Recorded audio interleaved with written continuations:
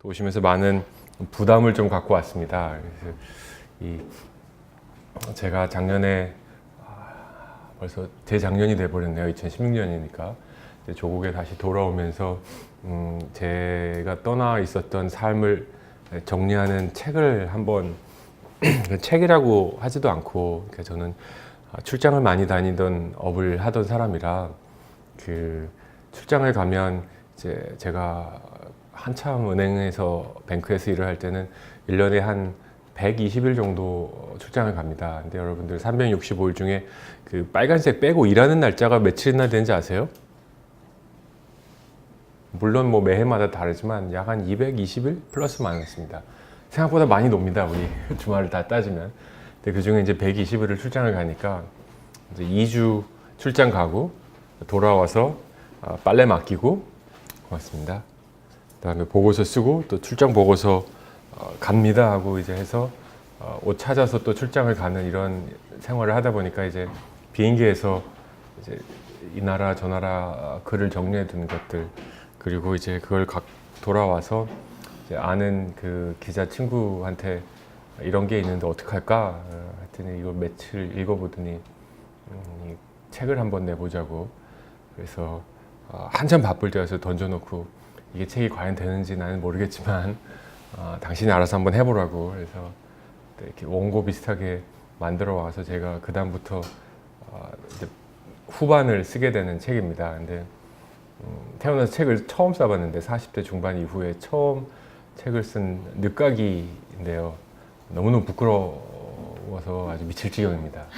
그래서 아주 미칠 지경이고 믿기지 않으시겠지만 5호선을 타다가 앉아있는데 저한테 와가지고 조정훈이시냐고 그래갖고 그렇습니다. 그래서 책을 꺼내더니 사인을 받자고 그래가지고 내려서 차 내려서 하시죠 막 이렇게 했는데 진짜 자랑이 아니고 굉장히 부끄럽습니다. 이게 제가 생각했던 거, 그리고 제가 뭐 연구를 한 글은 많이 썼지만 제 삶을 적어놓은 책이라, 저는 당신을 모르는데 그분은 저를 많이 아는 척하는 그런 느낌, 굉장히 빨개 벗겨진 느낌, 막 이런 느낌이 들어서 이거 쉽게 할 일은 아닌데 제가 또 일을 저질렀구나 이런 생각이 들었습니다.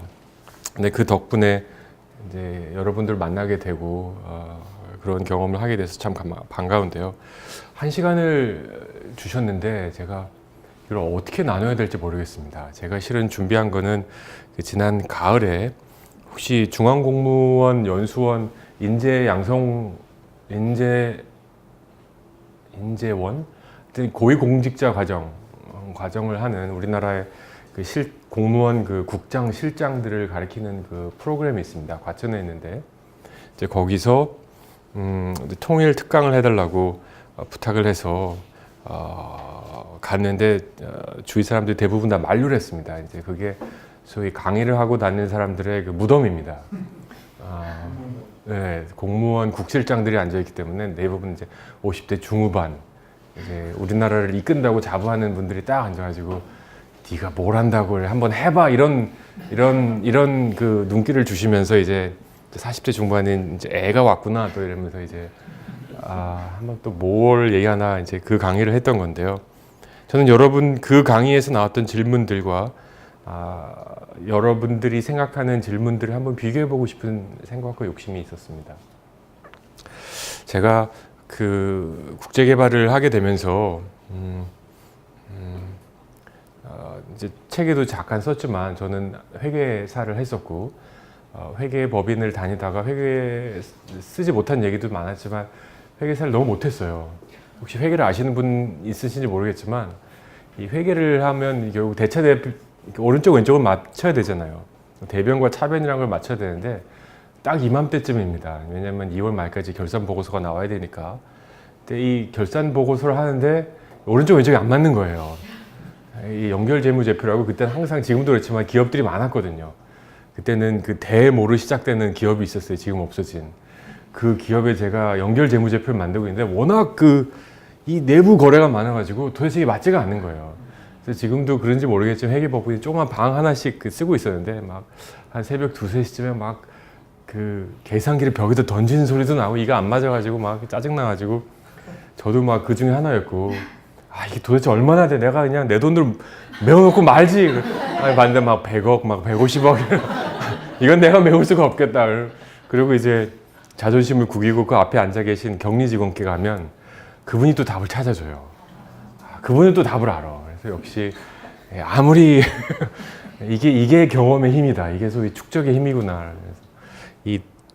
하여튼 그래서 저는 업이 아닌 것 같다라는 생각을 하고 이제 국제개발을 들어갔는데, 제가 세계은행에 입사할 때만 해도 세계은행이 뭔지를 아는 친구들이 별로 없었습니다.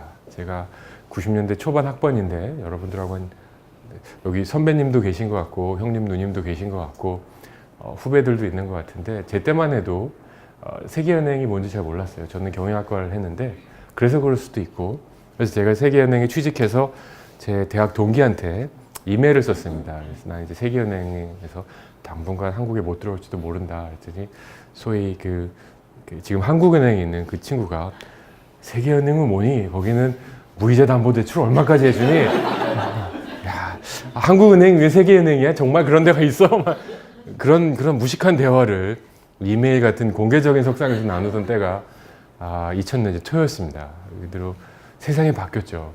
세상이 바뀌어서 제가 가끔 한국에 들어올 때마다 이제 대학에서 이제 국제기구 특강을 하면 사람들이 정말 어마어마하게 몰려옵니다. 얼마 전에 성균관 대학에서 강의할 때는 한 200명 이상이 들어와서 제가 저를 보러 온 게 아니라 국제기구를 보러 온 것 같은데, 세상이 이렇게 많이 바뀌었나 싶기도 하고요. 또 한편으로는 아쉬운 거는 국제기구 또 이런 해외 진출을 우리 사회에서 너무 힘드니까 해방구 같이 생각하는 게 아닌가 하는 생각도 들었습니다. 저희 부모님 세대들은 이민을 가시면, 보따리 이민을 가서 이제 미국이나 유럽으로 가시면 뭐 세탁소부터 시작하든지 그로서리부터 시작하든지 뭐 하여튼 그러시잖아요. 근데 여러분들 세대는 많이 배웠잖아요. 우리 분들보다 말도 더 잘하시고 국제 경험도 있으니까 그건 좀 아닌 것 같고, 그래서 국제기구 겉에서 보기 멋있잖아요. 국제기구를 통해서 해외 진출을 하고 싶어 하시는 것 같은데, 저는 격려하면서도 국제기구가 뭔지, 국제사회가 뭔지 좀 알고 나갔으면 좋겠다 하는 생각도 들었습니다. 그래서 그런 말씀도 드렸고, 또 우여곡절 끝에 제가 한국에 돌아오게 되면서 조정훈이 이제 한국에 간다 그러는가 보다. 그래서 대부분의 사람들이 저를 어디서 찾을 수 있을까? 뭐 코이카 근처나 뭐 학교에 뭐 국제개발하는 국제대학원 정도 근처에서 저를 찾을 수 있겠거니 했는데, 이제 떡하니 이제 통일연구소를 하나 맡아서 수원에서 저러고 있어서 이번 겨울에도 세계은행 제 동료들이 이제 서울에 오면서 당신이 혹시 뭐 하는 거냐고, 서울에서도 아니고 수원에 있으면서 국제대학원 국제개발도 아니고 통일을 연구한다고 지금 저러고 있는데 지금 빨리 돌아오라고, 아직 자리에 있으니까 돌아오라고 그런 생각을 하는데, 저는 요새 잠이 안 옵니다. 잠이 안 오는 이유가 너무너무 재밌고 흥분돼서 잠이 안 옵니다. 여러분 살면서 그런 경험 있으세요? 잠이 안 오는 경험? 뭔가를 준비해 본 경험은 있으시죠? 기자를 하느라 준비해 보셨고, 변호사를 하시느라 준비해 보셨고, 그 시험 준비하면 이렇게 TV를 보든지 신문을 보든지 그 단어만 보이지 않아요? 저는 회계사 공부를 할 때 회계자만 보였었어요. 신문을 읽으면 회계, 기업에 관한 그런 얘기들만 눈에 들어왔었거든요. 지금도 그러신지 모르겠는데 관심 분야만 보이잖아요. 그래서 미용 하시는 분은 머리 스타일만 보인다 그러고, 치과 의사는 이빨이 얼마나 건강한지만 보인다 그러는데, 저는 지금 통일에 대한 얘기밖에 안 보여요. 통일에 대한 얘기밖에 안 보이고, 이 업이 우리 세대가 이루어야 할 업이라는 확신이 듭니다. 그 얘기를 조금 아주 짧게 해보려고 합니다. 제가 이 강의를 슬라이드는 몇 개 없는데 3시간 반 해봤거든요. 근데 3시간 반 가면 오늘 이틀 가는 강의가 될 테니까, 아무리 제가 대학원에서 배울 때 명강의 조건 넘버1은 제 시간에 끝난다 였거든요. 그래서 제 시간에 저도 끝내보도록 해보겠습니다. 자, 섬나라 코리아라고 쓴 이유가 바로 이 슬라이드를 보고였습니다. 대한민국 보이시죠? 자, 이 경고, 이 뉴스에서도 아주 심한 그림을 보면 이 그래픽하다, 이 어린이들과 이 청소년들은 보면 안 된다라고 말씀하는데, 이 통일 강의 들어가면 굉장히 재미없을 가능성이 굉장히 많습니다. 대학에서 통일 강의를 시작하면 한 3분의 1은 졸기 시작해요. 그리고 3분의 2는 어떻게 하면 끝나나, 핸드폰이 내 친구가 된 게 정말 다행이다 라는 그런 노골적인 표시를 저한테 합니다. 그럼에도 불구하고 저는 통일 강의를 하고 싶었는데, 보시죠. 섬나라죠? 섬나라라는 생각이 들지 않으십니까?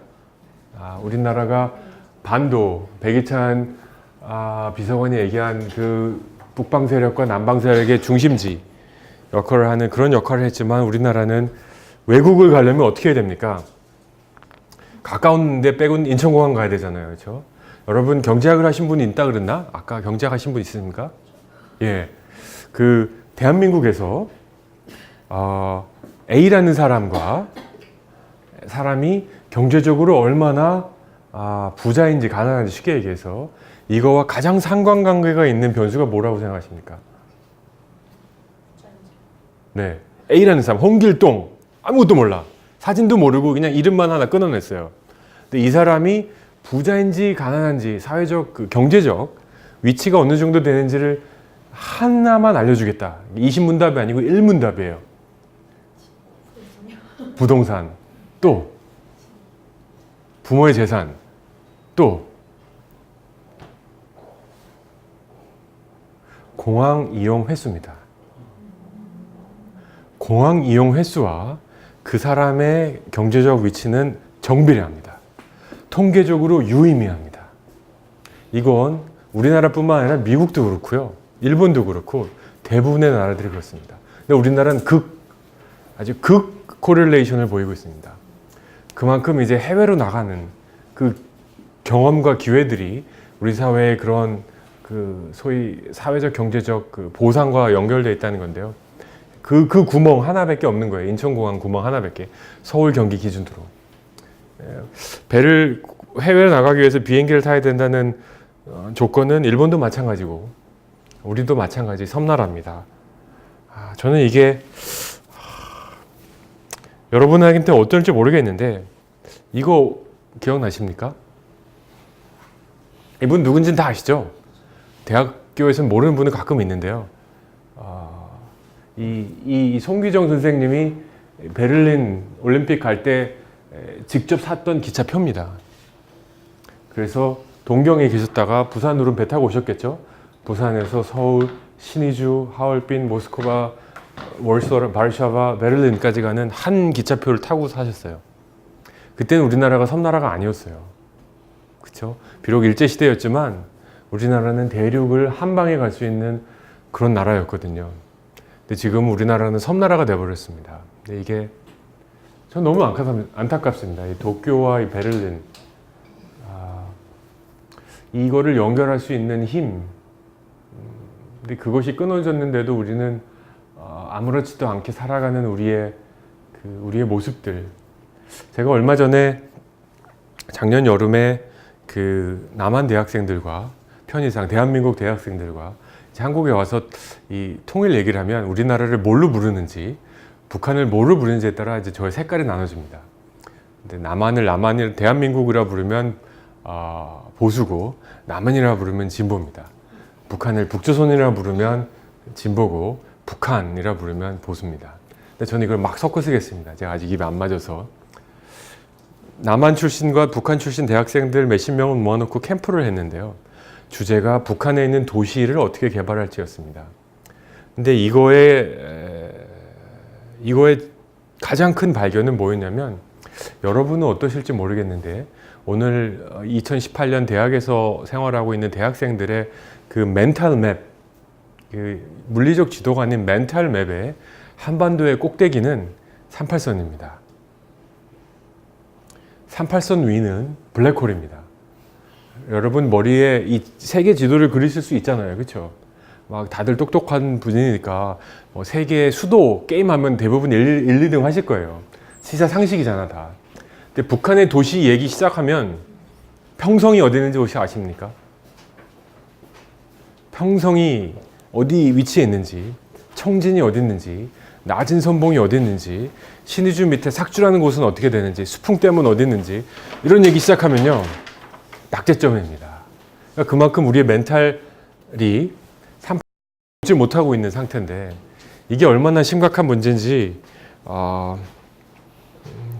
정말 심각한 문제라는 생각이 들었습니다. 학생들이 저희 딸이 지금 초등학교 5학년인데 저를 따라다니니까 그 친구도 그 녀석도 불행한 거죠. 그러니까 그냥 여기 있다가 몇 년 저기 있냐 이런 업을 다니니까 벌써 여권이 2권이나 됩니다. 여권 그 패스포트가 2권이나 되는데 그래서 팔레스타인에도 있었고 뭐 우즈벡에도 있었고 아프리카도 다 있었는데 그래서 그림을 그리면 그 이슬람 사람들은 이슬람 그걸 히잡 쓴 걸 그릴 줄 알고 또 뭐 중동 사람들 아프리카 사람들 다 그리는데 하루는 아빠가 야 너 북한 사람들 한번 그려봐라 그랬더니 펜을 들더니 아빠 생각이 안 나 그러는 거예요.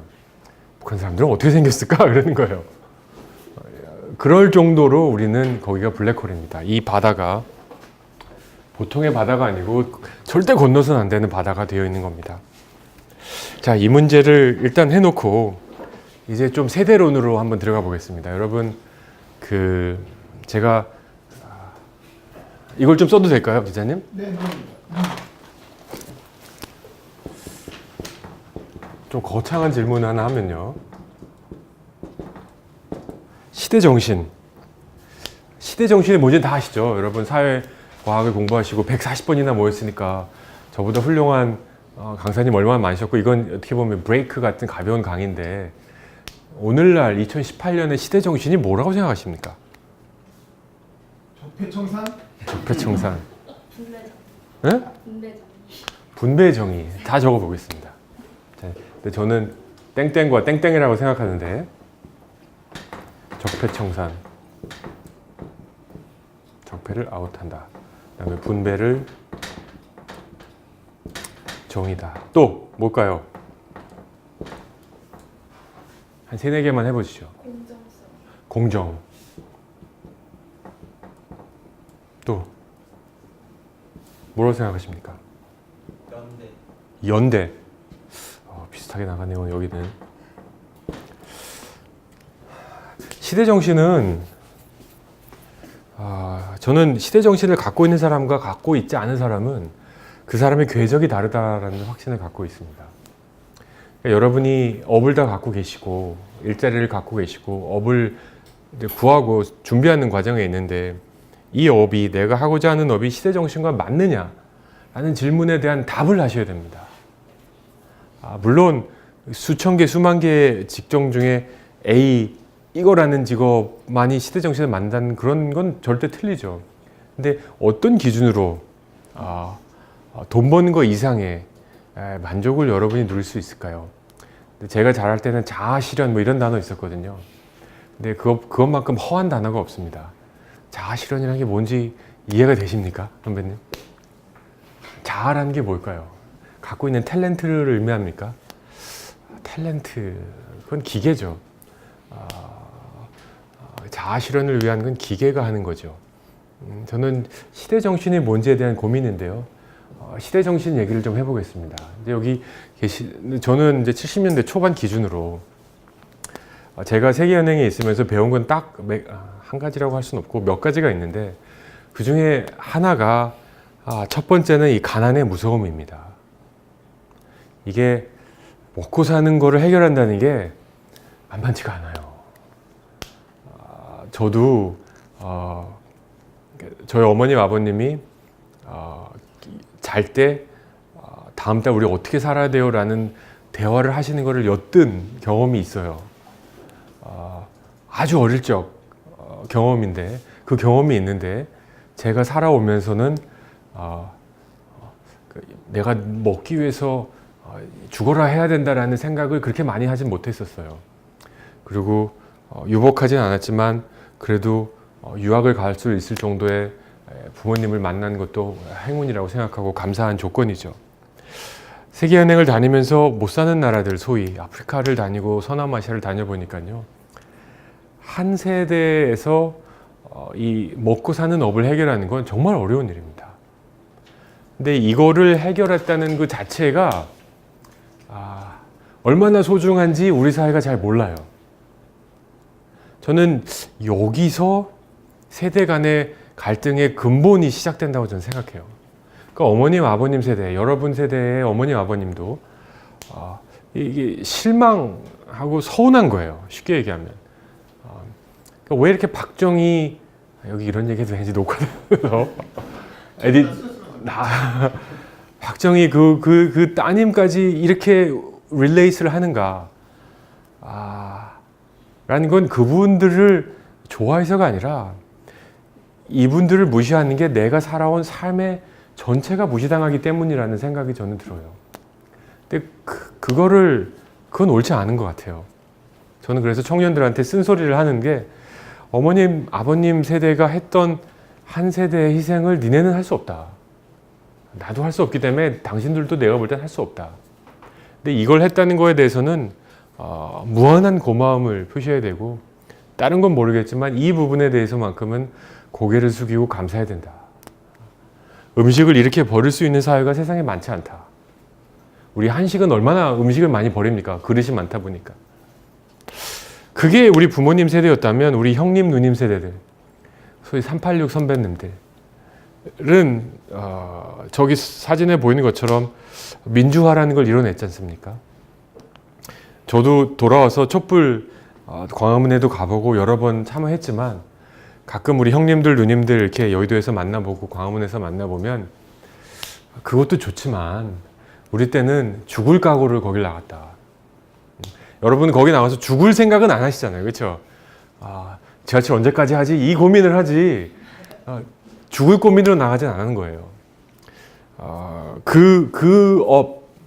죽기도 하셨고 젊음을 바쳐서 민주화라는 걸 이뤄낸 얼마나 그것이 소위 망가져 있고 미완성이라는 건 또 차치하더라도 국민의 주권을 국민에게 돌려주고 싶지 않은 거대한 세력과 싸우려는 농기, 그리고 싸워서 이겨낸 그 승리, 이거를 두 세대가 연속으로 해낸 거거든요. 그야말로 이거는 홈런을, 야구를 좋아하시는 분들은 1번 타자 홈런, 2번 타자 홈런 이렇게 쳐버린 거예요. 2대 0이 돼버린 거야. 근데 여러분이 이제 3번 타자야. 3번 타자가 타석에 섰는데 그럼 관중의 기대는 뭐겠습니까? 당연히 홈런이겠죠.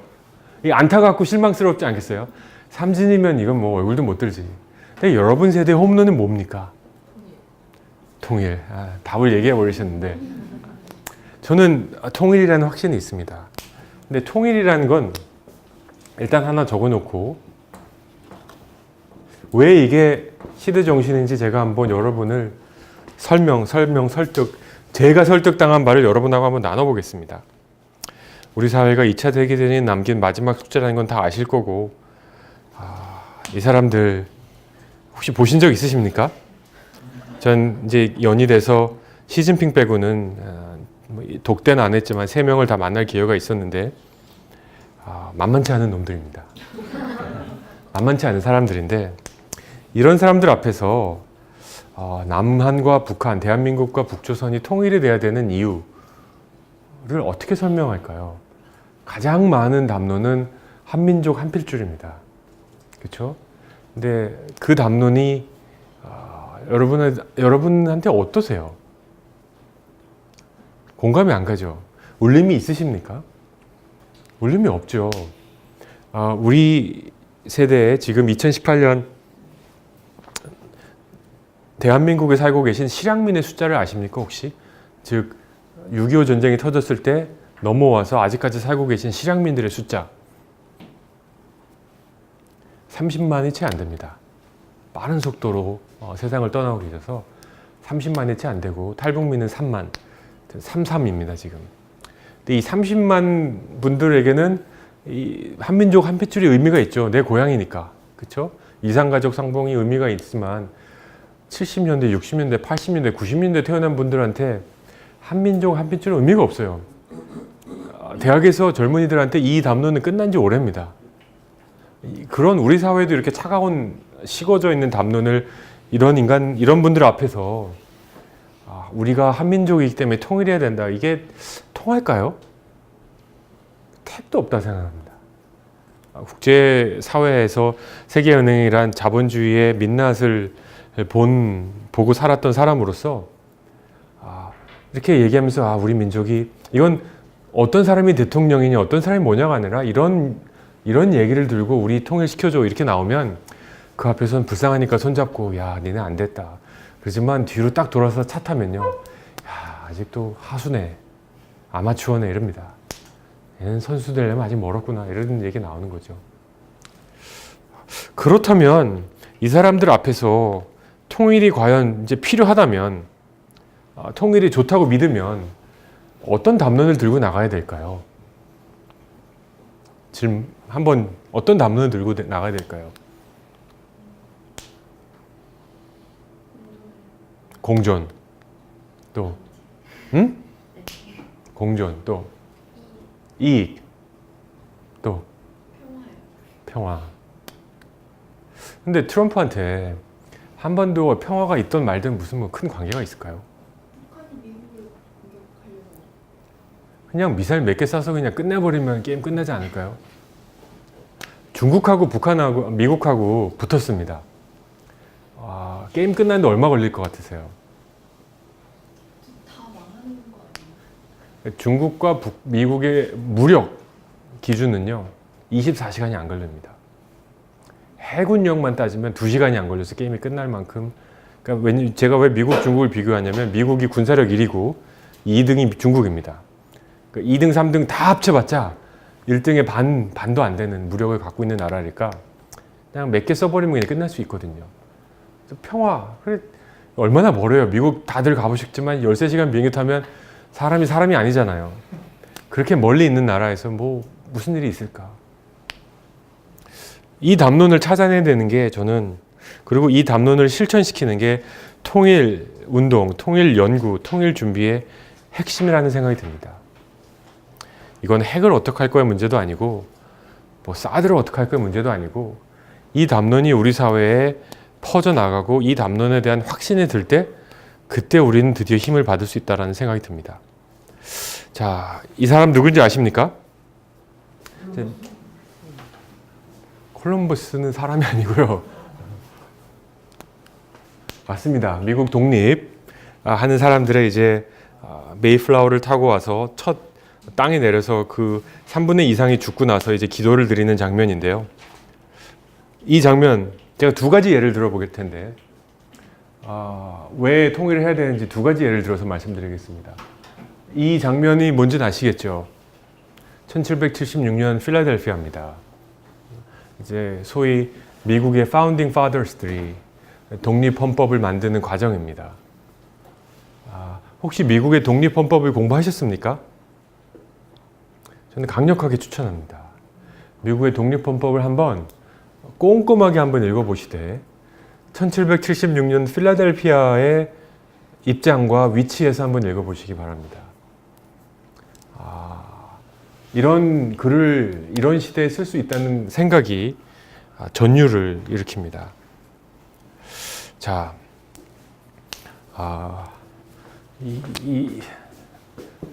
첫 번째 질문을 생략하고 삼권 분립을 만든 사람은 다 아시죠? 몽테스큐에. 이 사람의 국적은 프랑스. 자, 그러면 이게 1776년인데 몽테스큐에가 논문에 삼권 분립을 낸 때가 1776년보다 앞일까요, 뒤일까요? 훨씬 앞입니다. 몽테스큐에가 삼권 분립이라는 새로운 권력 구조에 대한 논문을 냈는데 그 반응이 어땠을까요? 묻혔죠, 뭐 바로. 그냥 몽테스큐에 묻혀버리고 그 소위 학회에서 쫓겨났습니다. 왜 쫓겨났을까요? 말이 안 되는 이단적인 담론을 말했으니까.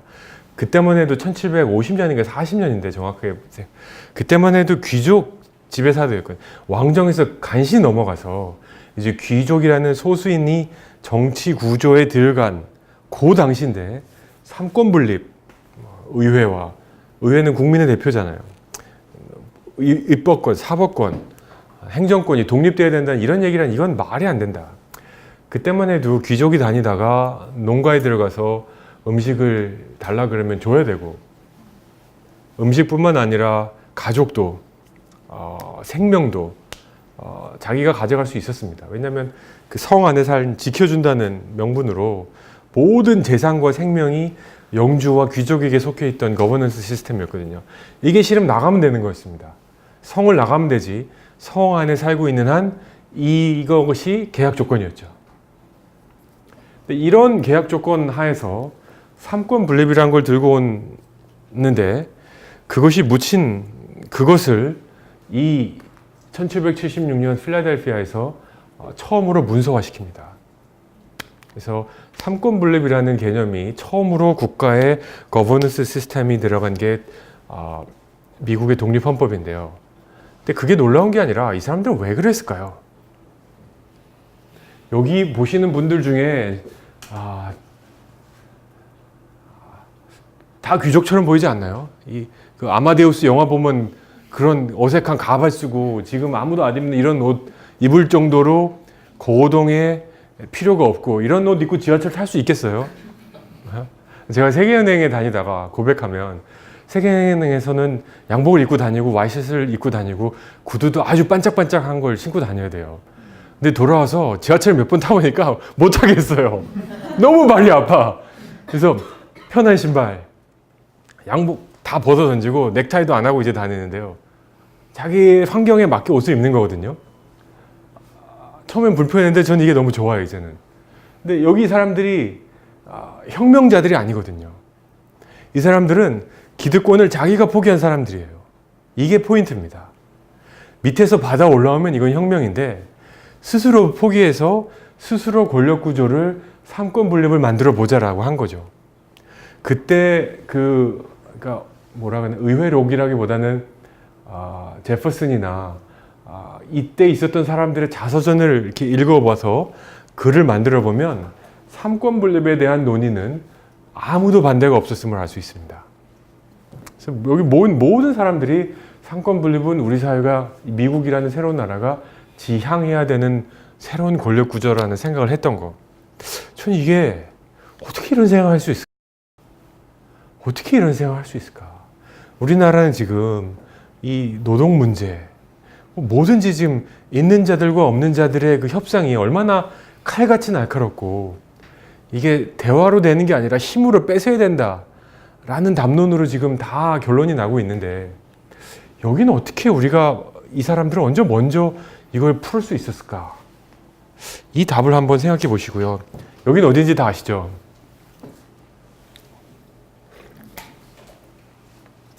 뉴욕입니다.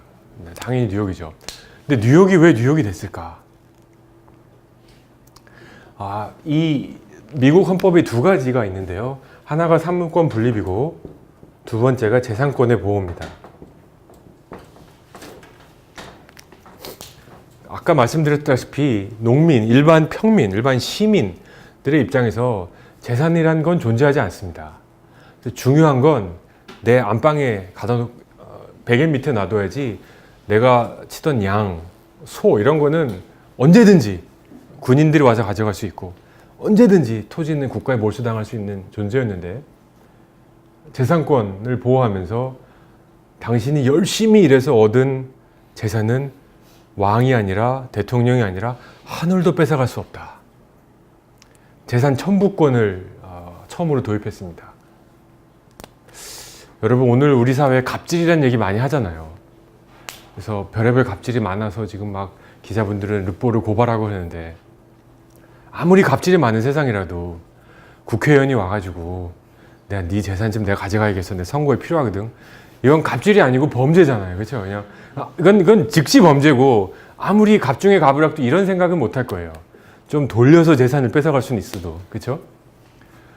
생각도 못하는 상황이었지만 그때 당시만 해도 재산권을 보호해 준다는 생각은 혁신적인 세상이었습니다.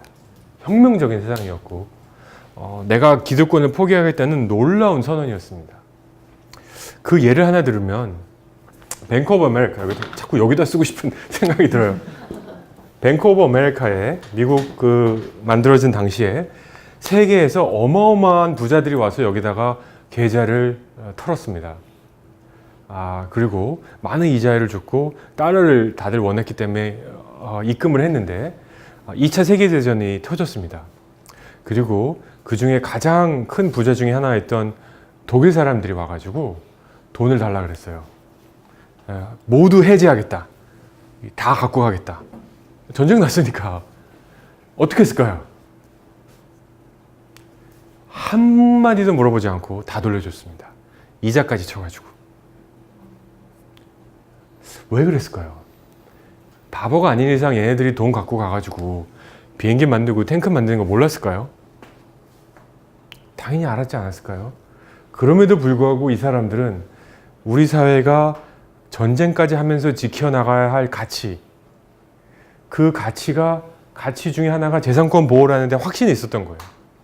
우리가 여기서 독일 사람들이 우리의 적이라고 예금 해지를 못하게 만들면 우리의 가치를 무너뜨리는 셈이 된다 라는 다소 황당한 논리를 폈고, 사실 그때 신문을 보면 많은 사설들이 난리를 쳤습니다.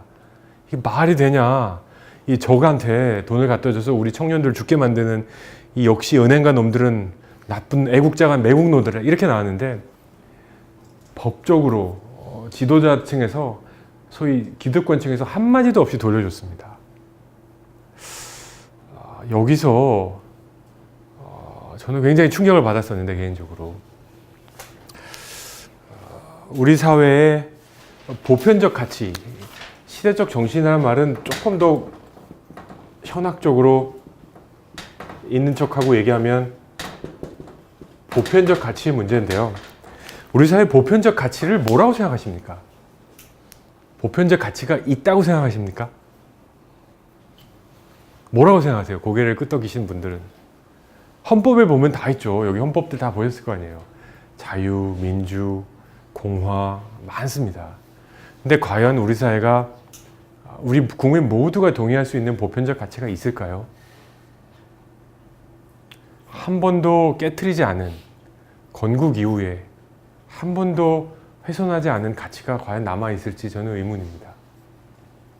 제가 얼마 전에 국방대학원에 계신 모 장군, 연구를 하시는 분이신데 계급은 장군이었는데 평소에 아는 지인이어서 이제 가서 인사드리고, 그때 한참 사드 문제가 터져되어서 이제 전역을 하면서 아주 어리석은 질문을 했습니다.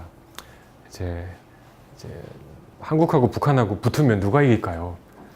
얼마나 죽어야 하면 이길 것 같긴 한데 피해가 얼마나 될 거예요? 이렇게 물어봤는데, 그분이 이제 식사를 하시다가 수저를 놓으시면서 이제 조 교수님, 이제 국가를 지키는 거에는 두 가지가 필요합니다.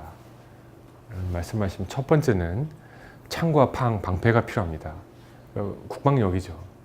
근데 두 번째는 우리 병사들을 흥분시킬 수 있는 사회적 가치가 필요합니다. 이런 말씀을 하는 거예요. 우리 병사들이 목숨을 걸고 지키고 싶어하는 무언가가 필요합니다. 근데 제가 보기엔 이 무언가가 지금 없습니다. 그런 말을 하는 거예요. 그래서 우리 군사들이, 우리 병사들이 의무병으로 들어가서 북한하고 다이다이로 붙었을 때, 거칠게 얘기해서 우리의 내공이 얼마나 될까요? 이건 체력의 문제가 아니고, 북한 죽자고 싸우지 않겠어요? 어차피 이판사판 널 죽지 않으면 내가 죽으니까.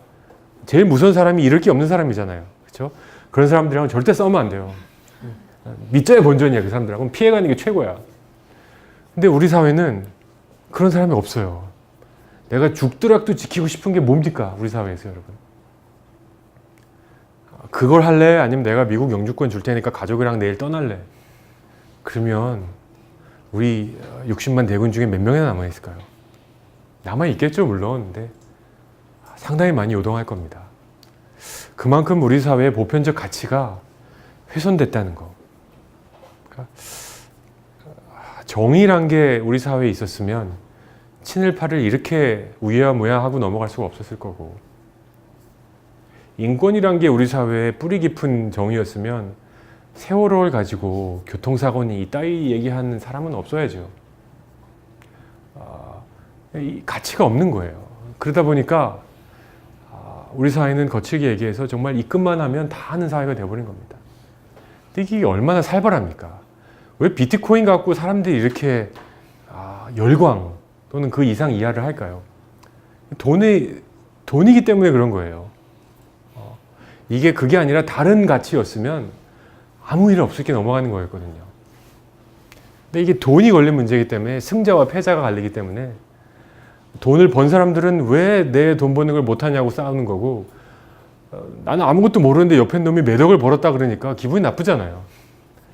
이런 거 없애야 된다 이러는 거예요.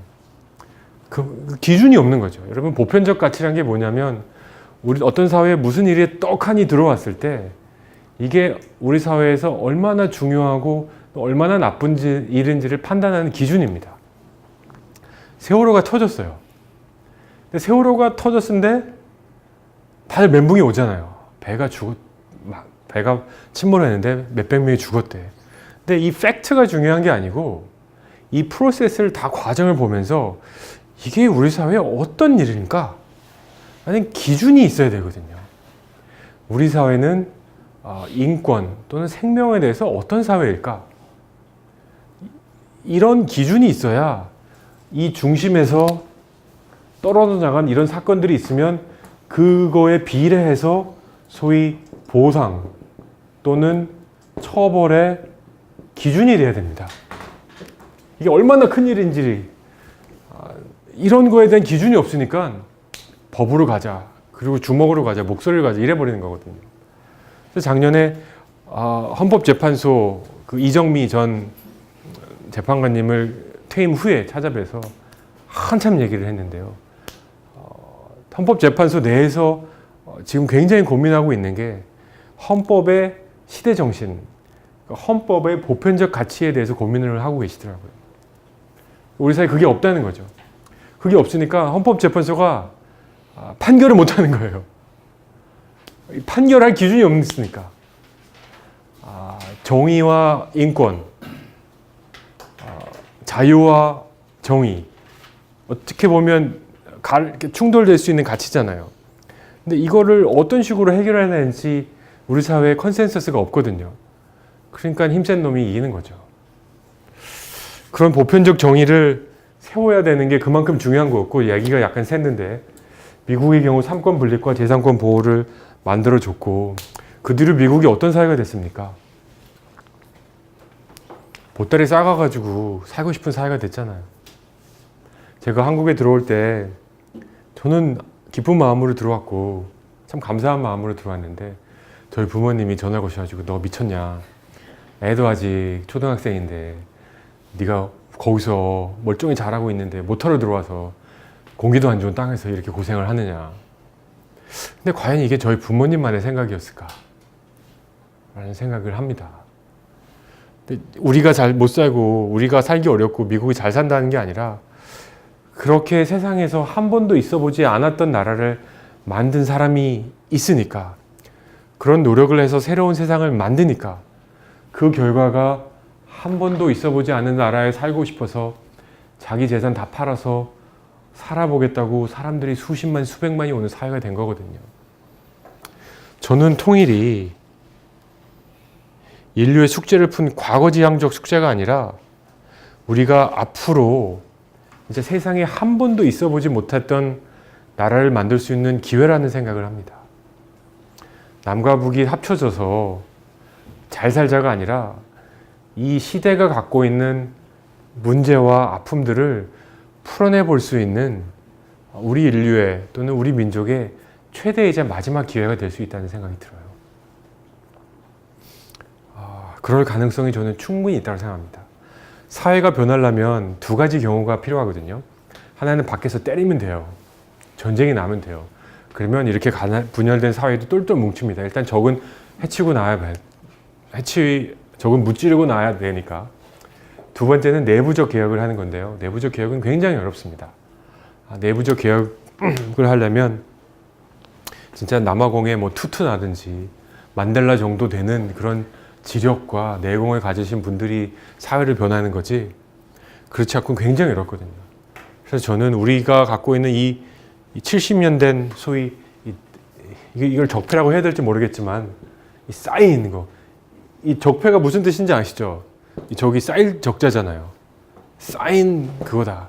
솔직히 따져보면 우리의 적폐는 지난 5,000년의 적폐였는데, 우리의 지난 5,000년의 적폐였는데 이걸 어쩌자는 거예요. 혹시 우암 송시효를 여러분 좋아하시는지 모르겠지만 저는 무지 싫어합니다. 나라를 망친 인간이라 생각합니다. 하여튼 곳곳에서 우리 사회에 이런 사람들이 있는데 이걸 다시 새롭게 만들기 위해서는 정말 천지개벽하는 변화가 필요하고, 이 개벽의 가장 큰 가능성은 통일이 아닐까 하는 생각이 듭니다. 근데 이게 미국만 이러면 좀 우울하잖아요. 미국 잘 살고 무력도 있고, 근데 미국에만 그러면 과연 우리가 할 수 있을까 이런 생각이 드는데, 저는 이분을 소개시키고 싶어요. 이분 혹시 아시는 분?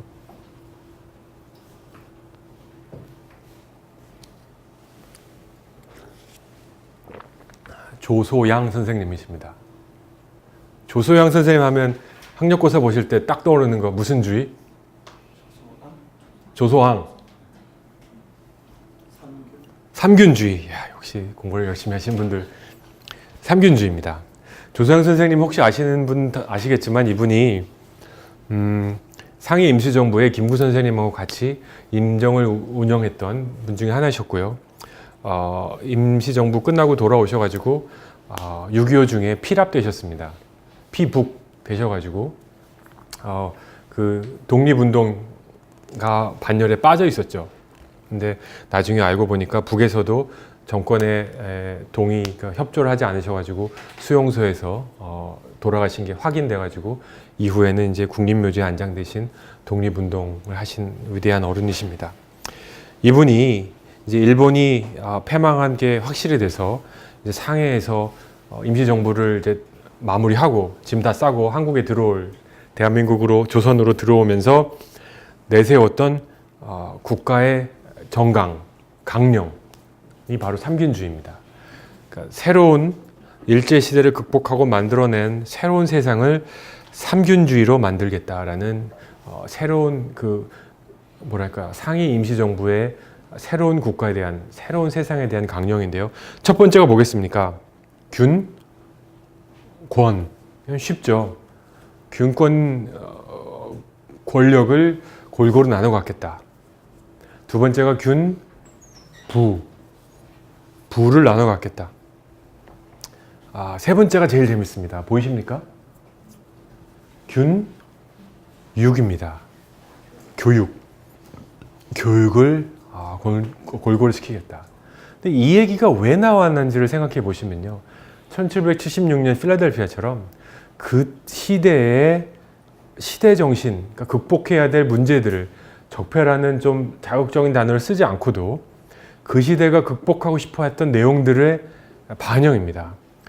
여러분, 일제시대 전, 조선시대, 대한제국 포함해서 누가 교육받았나요?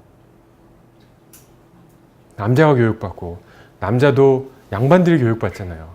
그래서 홍길동전 보면 아비를 아비라 부르지 못하고 이렇게 시작되는 온갖 내용들이 있는데, 우리가 만든 새로운 세상은 조선으로의 회귀가 아니라 새로운 세상이다라는 선언이거든요.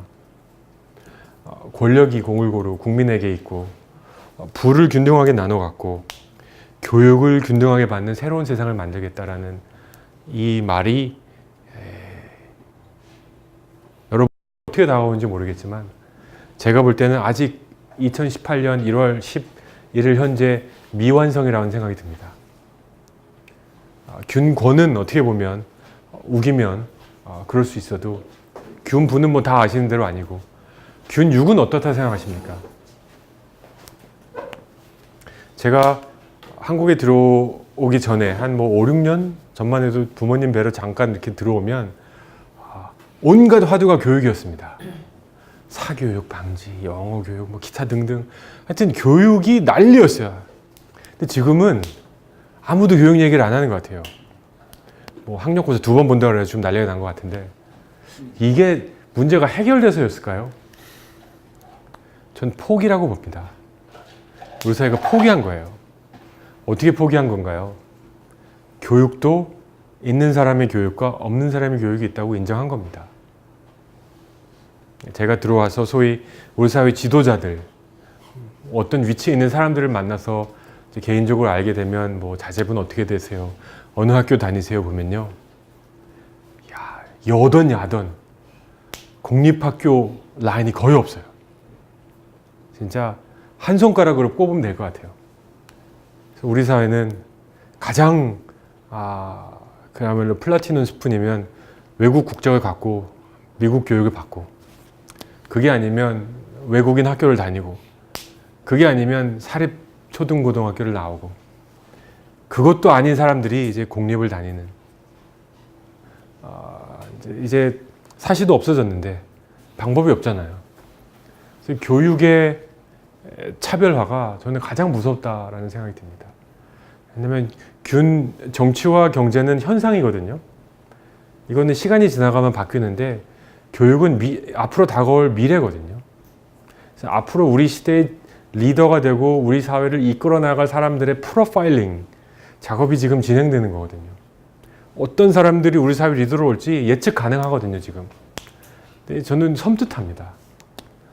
그 사람들이 우리 사회에 소위 동종교배식으로, 이제 우리 사회 화두가 동종교배인데, 저는 사회적으로 모든 면에서 동종교배를 하고 있는데, 이 동종교배한 세대가 리더로 된 사회가 나오면 동종교배하지 않은 그 외의 종들은 굉장히 어려운 사회가 될 것이다. 저는 이런 사회가 진짜 우리의 미래가 되고 동종교배에 속하지 않은 분이 계시다면 저는 이민 가라고 원하고 싶습니다. 그런 사회는 살 사회가 아니거든요. 그만큼 우리 사회가 어려운데, 지금 어디 가자, 삼권주의 하다 교육하다 나왔죠. 이런 삼균주의 같은 보편적 정신을 우리 사회가 다시 세워야겠다라는 생각이 듭니다. 제가 통일연구소에서 뭐 여러 가지 연구를 많이 하고,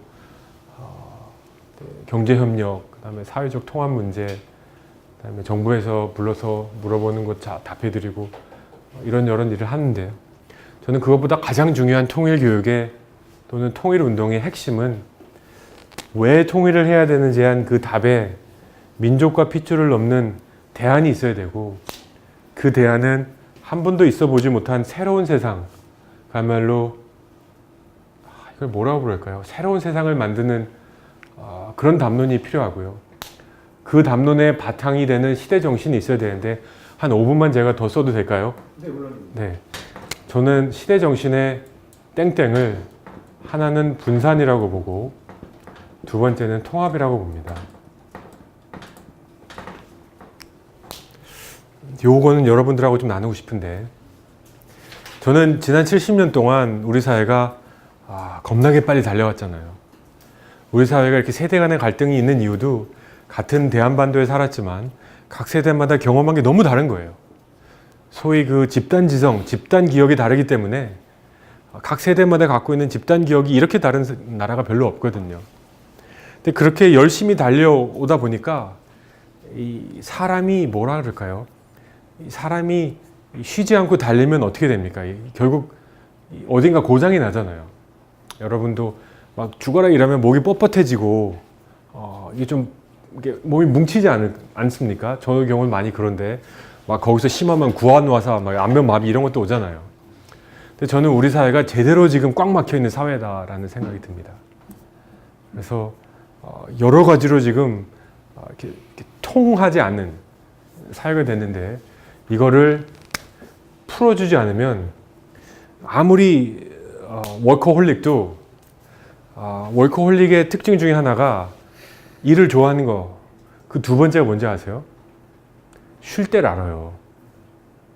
그러니까 남들이 쉴 때라고 생각할 때 자기는 쉬지 않아. 왜냐면 자기는 더 갈 수 있다고 믿어요.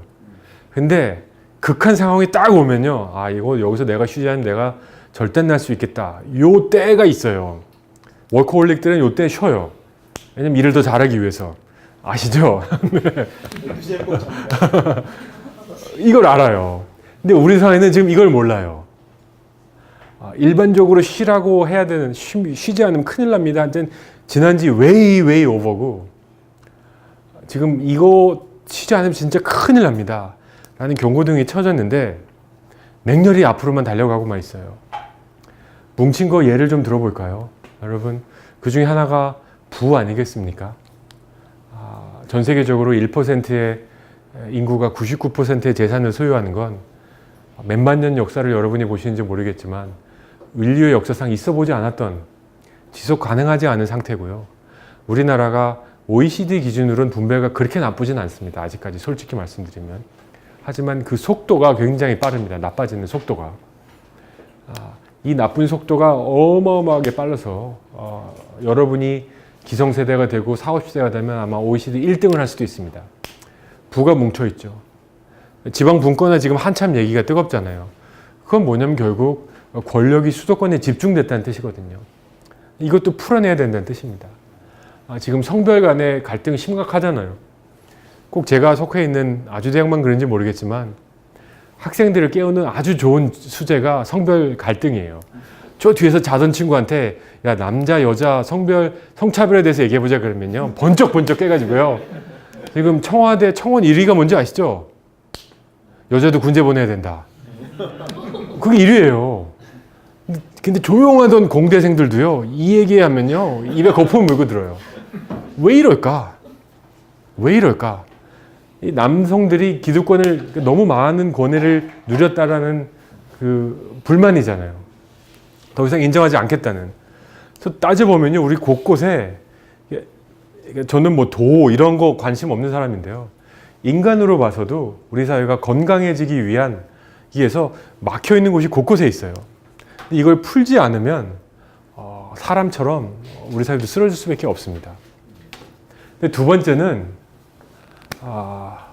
분산을 하다 보면요 이제 이렇게 뭉쳐있던 걸 이렇게 던져버리고 이렇게 던져버리고 저렇게 하나씩 던져버리는 건데 그러다 보면 사회가 모래알처럼 흩어져 버립니다. 근데 이거를 엮어주는 역할이 통합입니다. 제가 와서 저도 어떤 조그만한 아파트를 아주 오래된 30년 된 아파트를 전세 들어서 사는데요. 제가 가장 힘들 때가 뭐냐면 제가 아직 어리석어서 그런지 몰라도 이 현관을 들어가서 아파트 엘리베이터를 보고 있는데 어떤 한 분이 있어. 근데 저를 봤어. 근데 그분은 열림을 누를까요? 닫힘을 누를까요? 닫힘을 눌러요. 열림을 누르는 사람은 아직 좀 못 만났어요. 이게 엘리베이터 같이 타는 게 불편한 거야. 아파트인데도. 이 사회면 모르겠어요. 물론 험한 곳에 이러면 저같이 모르겠어요. 아저씨가 와가지고 그러면 학생이 겁나서 그걸 이해가 되는데 같은 동네 사는 사람이고 몇 호 사는지 다 아는데도 엘리베이터에 열림을 누르지 않고 닫힘을 누르는 사회. 이런 사회의 공동체성 측정해 볼 필요가 있을까요? 이런 사회를 이어주기 위한 통합이 반드시 필요하다고 저는 생각합니다. 그래서 막힌 것을 열어줘야 되고 모래알처럼 흩어져 있는 것을 다시 뭉쳐주는 이 양대 업, 분산의 업과 통합의 업, 이 업이 저는 앞으로 시대의 시대 정신이라는 생각이 듭니다. 여러분이 어떤 일을, 다양한 일을 하고 계신데 여러분의 이 업이 분산의 업인지 통합의 업인지 한번 생각해 봤으면 좋겠어요. 내가 하고 있는 일은 분산시키고 있는 일이다. 그런 저는 우리 사회를 조금이라도 낫게 만드는 일을 하고 계시다고 말씀드리고 싶습니다. 내가 하는 일은 통합을 시키는 일이다. 그것도 분산만큼 우리 사회를 낫게 만드는 일이다라는 생각을 합니다. 그게 아니라 나는 막힌 데를 더 막히게 하고 흩어진 데를 더 흩어지게 만들어서 그건 조금 아니다. 다시 한번 생각해 봤으면 좋겠다는 생각이 들고 제가 통일을 들고 뛰는 이유도 통합의 가장 큰 단위, 전 여러 가지 통합이 있어야 된다 생각하는데 가장 우리가 다 아는 바로는 지역의 통합이 있을 것이고 그 다음에 통합은 저는 빈부의 통합이 있어야 될 것이고 또 하나는 세대 간의 통합도 있어야 될 것이고 성별 간의 통합도 있어야 되고 가장 큰 통일이라는 통합도 있어야 되지 않을까 하는 생각을 합니다. 제 세대 간의 통합에 대해서는 시간이 되면 말씀드리겠지만 제가 찾아뵙고 다니는 어르신 그룹이 있는데요. 어르신 60년대, 70년대, 70생, 70살 지하철 공짜로 타시는 분들입니다. 쉽게 얘기해서. 제가 이런 강의를 한번 했는데 소위 왕년에 한 가닥씩 하셨던 분들이세요. 뭐 주먹이 아니라 사회적 지위로. 근데 그분들이 제 강의를 듣더니 몇 번 만나시더니 저를 다시 부르시더니 우리가 운동을 하나 하기로 했다 그러시는 거예요. 무슨 운동을 하기로 하셨습니까? 했더니 우리가 지하철 공짜로 타지 말자 운동을 하기로 했다.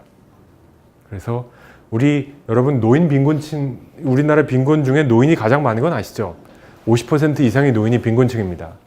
이거는 이제 복지의 문제로 해결해야 되는데 그게 아니라 지하철을 살 능력이 있는 사람들은 횟수를 제한하든지 뭐 한 달에 10번을 하든지 그래서 공짜로 1,000원까지 내려가서 온천하고 올라오는 이런 행태는 하지 말고 또 젊은 사람들 앞에 가가지고 나 힘드니까 일어나라고 얼굴 인상 쓰지 말자. 그리고 또 그분들이 제안하는 게 공짜표로 저는 한번 본 적이 없는데 뒤에 이 무료 승차권은 젊은 청년들이 열심히 일해서 낸 세금으로 이루어진 겁니다라고 문구를 적자라는 운동을 하시겠다는 거예요.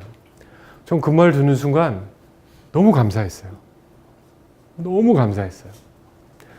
아까 그 1776 필라델피아에서 기득권을 갖고 있는 사람들이 풀어내서 멋있는 드라마가 됐잖아요. 근데 기득권이 아닌 사람들이 기득권층을 내려오라 이러면 혁명이 되는 거거든요. 그러면 피가 나는 혁명이 될 수도 있습니다. 세대 간의 갈등을 풀어내는 핵심은 아마 어르신들이 있을지 몰라요. 왜냐면 우리 사회에 꽉 막혔잖아요. 제가 40대 중후반인데 어떤 모임에 가면 종종 젊은 사람 왔다. 우리도 드디어 젊은 사람이 왔구나. 막 이런 제 나이 저도 이제 힘든데 막 좌식이 앉아 때려나면 막 이러는데 젊은 사람이 왔다. 막 일 다 시키려고 그러는데 근데 여러분 같은 이런 식으로 가면 여러분들 아마 환갑쯤 돼야 기성세대로 갈 거예요. 꽉 막혔잖아. 근데 이런 꽉 막힌 걸 푸는 건 어르신들이 해야 돼요. 그래서 그분들이 그런 노력을 하고 계시다는 게 너무 감사하고 계층 간에도 마찬가지라고 저는 생각을 해요. 있는 자들이 풀어낼 수 있는 담론을 만들어내야 되고 성별도 마찬가지고 전 남자가 대학교 때 제가 한 선배 언니한테 누님한테 공부를 하다가 스터디를 하다가 제가 말실수를 했는지 저한테 잘 들어. 우리 사회에서 남자와 여자가 똑같이 이루어서 사회적 지위를 가지면 여자가 100배는 똑똑해. 이런 말을 다 하셨어요. 이분이 누구냐면 나중에 조혜정 교수예요. 근데 저는 그 말이 가슴에 확 막혀요. 왜요? 아직은 우리 사회는 정말 여성이 가지고 있는 핸디캡이 어마어마하게 큰 것 같아요. 이것도 극복해야 된다고 저는 생각이 돼요. 근데 이걸 극복하는 건 여성이 아니라 남성이어야 된다고 생각해요. 남성이 이걸 풀자라고 해야 멋진 드라마가 되는 거지 여성이 더 이상 못 참게 나오면 이건 싸움이 되거든요. 그래서 이런 통합, 힘이 아니고 피가 아니고 무력이 아닌 자발적이고 아름다운 드라마 같은 통합을 이루기 위해서 여러분 각자가 위치에서 좀 하나씩 역할을 해주면 좋겠고 이런 역할을 하는 모든 사람들이 저는 통일 운동을 하는 사람이고 시대 정신을 마련해 가는 사람이라는 생각이 듭니다. 제가 15년 정말 정신없이 진짜 하늘이 저에게 이런 경험들을 시켜주면서 다시 돌아오면서 왜 이런 경험을 하게 했을까라는 좀 사치스러운 고민을 해봤는데요. 저는 저의 그 수렴은 제가 해야 될 일은 이 분산과 통합 중에 이 통합에 있고 특히 통일에 있구나. 저는 가난이란 가난함 뭔지를 봤고 그다음에 사회가 어떻게 그 체제 전환국과 공산국이 무너지면서 제가 동유럽 무너질 때 그 90년대 말부터 그 체제 전환국을 직접 관리를 했으니까 그걸 봤기 때문에 이런 통일에 대한 업이 제 업이다라는 생각을 하지만 분산에 하시는 분들, 통합을 하시는 분들 만나면 진짜 동지 같아요. 그래서 윤범기 기자님 같은 거 봬도 이렇게 많이 뵙진 않지만 보면 동지 같고 또 같은 생각을 갖고 계신 여러분들도 지금 밖에 나가면 정말 입금되는 대로 뭐든지 다 하는 사회에서 이 금요일 밤에 이 추운 날씨에 이런 곳에 모여서 이런 허접한 강의를 들으면서 배움을 해 나가시려는 여러분 보면 진짜 동지 같고 형님 누님 보면 정말 감사하고 또 후배님들 보면 정말 우리 사회가 이것보다 나아져야겠다는 생각 가져야겠다라는 생각을 하면서 제 부족한 강의를 마칩니다. 감사합니다. 감사합니다. 저는 그렇게 생각합니다. 제 생각이 틀릴 가능성이 많고요. 제가 살아오면서 제 주장한 게 틀린 경우가 맞은 경우보다 많았습니다. 그래서 이번도 틀릴 수 있다고 생각하지만 뭐 정치 얘기를 좀 하자면 지금 현 정부가 하고 있는 일은 저는 전 정부는 분산과 통합으로 다시 들어가면 막혀있던 거를 더 막히게 하는 일을 한 그래서 국민이 더 이상 참을 수 없었다라는 생각이 들고요. 그래서 이 정부가 하는 일의 가장 중요한 업은 분산이다라는 생각합니다. 그러니까 마치 시계추가 오른쪽 끝으로 갔다가 왼쪽 끝으로 가서 중앙을 맞추는 것처럼 이 시대 이 정부는 아마 자신의 미션을 분산이다라고 보는 것 같은데 일정 부분은 전 맞다라는 생각을 들고 그래서 큰 그림 방향성은 많은데 이제 이게 어느 시점이 되면 우리 사회에 이제 통합의 필요성들이 나올 것이고 분산과 통합이 적절히 이루어지는 그 과정 이걸 뭐 해결의 작용 반작용으로 할 것도 없이 사람이 어차피 인생을 살다 보면 전 T라고 생각되거든요. 어떨 때는 깊이 내려갔다가 어떨 때는 넓이 갔다가 이걸 반복하면서 전문가가 되어가고 나무가 커져가는 건데 우리 사회가 지금 2018년 작년부터 한 11개월 동안 지금 5월이니까 아직은 안 됐죠. 1년도 안 된 시간은 맹렬하게 지금 분산시키는 막힌 걸 뚫어내고 있는 과정인데 아쉬운 점이라고 하면 통합을 염두에 두지 않은 분산이다. 이건 비판을 위한 비판을 굳이 하자면 개념적으로 얘기하자면 통합을 염두에 두지 않은 일단 흩어내고 보자. 너무 막혀 있으니까 일단 다 뚫어내고 보자인데 이제 반대하시는 분들의 입장에선 이 통합의 그 개념이 너무 없는 게 아니냐라는 이걸로 저는 이해를 합니다. 근데 이제 이게 어떻게 보면 이제 그 소위 먹물들의 그 담론이 될 수 있는 것이 이게 실질적인 얘기를 해야 되지 않습니까? 그래서 말씀하신 대로 촛불이나 뭐 6.15 항쟁이나 이런 우리가 생각하지 않았던 기획하지 않았던 계기들로서 한 걸음 한 걸음 넘어가는 건 맞고 또 이거를 우리 국민들과 시민들과 소통하기 위해선 이것보다 훨씬 더 구체적이고 살에 닿을 수 있는 언어로 표현으로 바꾸는 것이 소위 정책을 하는 사람들, 전문가들, 학자들의 역할이 아닌가 하는 생각이 듭니다. 근데 이거를 이제 현상을 파악하기 위해서는 언젠가 한 발짝 밖에 나와서 추상이라는 개념을 좀 이용해서 하면 단순화되고 쉬울 때가 있으니까 그런 차원에서 분산과 통합이라는 그 프레임이 좋지 않을까 싶고 주제가 나온 거 그냥 뭉뚱그려서 순서대로 가지 않고 그렇게 하겠습니다. 그 변호사님 말씀하신 그 상위 개념 저는 있다고 생각합니다. 저의 경우는 제가 생각하는 그 최대 가치, 그러니까 분산과 통합은 어떻게 보면 질적인 부분이라기보다는 과정입니다. 분산도 액션을 취해야지 되는 거고 통합도 액션을 취해야지 나오는 거지만 결국은 방향성이 어디냐라는 그 질문을 하신 건데 그건 이미 제 생각에는 상당 부분 많은 우리 헌법에 나와 있는 것이고 우리 저보다 더 잘 아시겠지만 지금 헌법재판소에서 고민하는 것도 왜 대한민국이 민주주의다라고 하지 않고 민주공화국이다라고 했을까? 이 공화가 갖고 있는 이 가치, 이 민주와 공화가 병립해야 되는 이유, 이 문제를 지금 고민하고 계신 건데 이 공화의 담론이 다시 나오면 뭐 미국의 공화당이란 게 아니라 공화란 건 결국 사회가 민주주의로서도 훼손할 수 없는 가치가 있다라는 걸 인정하는 거거든요. 다수결로서도 넘길 수 없는 가치를 인정한다라는 게 공화의 가치인데 이 공화의 가치의 담론이 언젠가 나오지 않을까라는 생각이 듭니다. 그 가치가 뭔지는 우리 헌법에 워낙 많은 뭐랄까요? 메뉴들이 나와 있어서 그걸 잘 고르면 될 거라는 생각이 들고요. 좀 가벼운 질문으로 다시 돌아가면 영어. 영어 고생 많이 했죠. 제가 처음에 책에도 썼는데 저는 이제 한국에서 태어나서 대학까지도 한국에서 나온 사람이니까 영어를 할 유일한 기회는 아마 교환학생을 갔었던 기회였던 것 같은데 처음에 이제 대학원 졸업하고 이 유학 갔다 오신 분 많으시겠지만 유학생들은 대부분 내가 말은 못해도 중간고사, 기말고사 시험으로 내가 나를 증명하리라 이러거든요. 근데 국제기구는 그런 게 없거든요. 근데 아침에 딱 오면 거의 정부처럼 어느 날에 뭐가 터졌대더라 2시까지 보고서 만들어 와 이러면 한 3시간 주고 한 3-4페이지짜리 정말 정말 우리나라 그 보고서 수준의 한국말로 따지면 그 랭귀지를 써야 되는데 미국 유학 몇 년 해가지고 거기 들어가서 제가 어떻게 그걸 했겠습니까? 그래서 제 사수인 여러분 같이 언론사 출신의 그 기자가 제 사수였는데 딱 6개월을 주셔가지고 제가 하늘이 노란 경험을 하다가 그분의 기사를 제가 다 필사했습니다.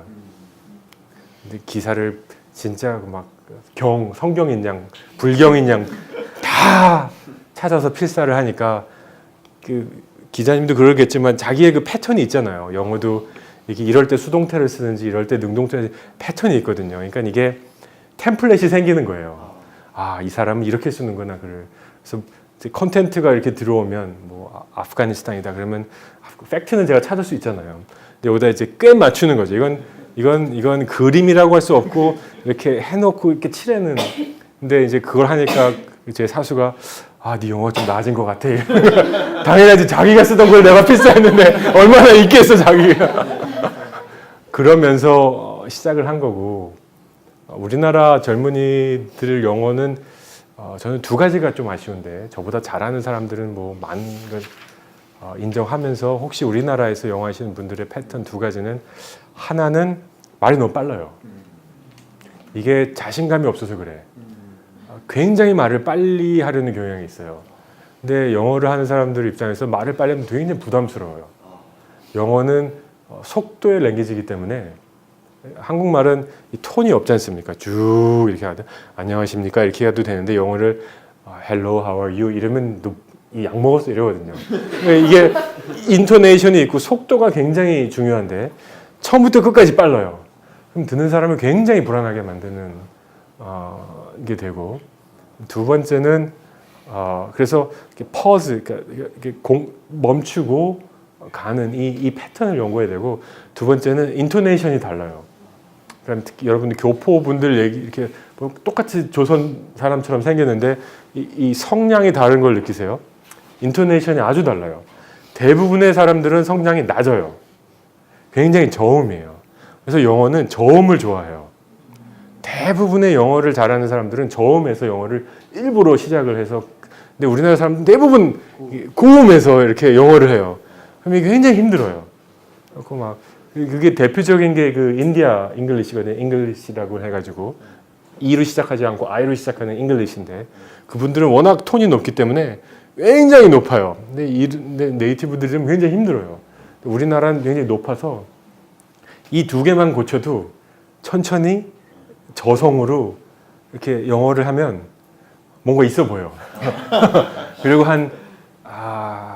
괜찮아요. 근데 쓰는 거는 죽어라 연습하는 수밖에 없고 많이 하는 수밖에 없는 것 같아요. 예, 시간 관계상 여기까지 듣고 나머지는 뒤풀이 가서 왜냐면